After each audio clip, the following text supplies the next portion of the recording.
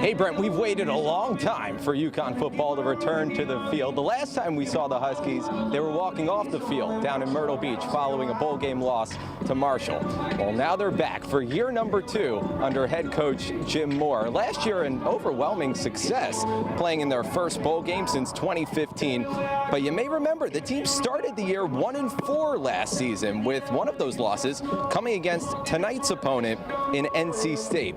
But this year's Wolfpack team is not the team that beat the Huskies last year, as Jim Moore explains. You've got a coordinator and a quarterback and an offensive line coach that were all together at Virginia 2 years ago.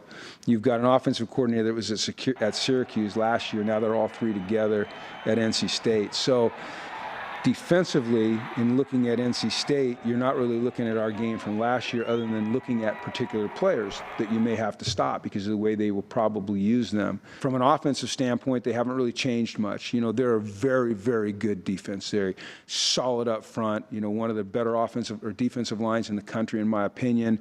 They do what they do, and they do it well, and they play very fast and aggressive. So for our offensive staff, we kind of know what we're going to get. For our defensive staff, you know, we just have to be fundamentally sound, play hard, play fast, be assignment perfect until we kind of figure out, you know, how they've built their system, because we really haven't seen all those guys together yet.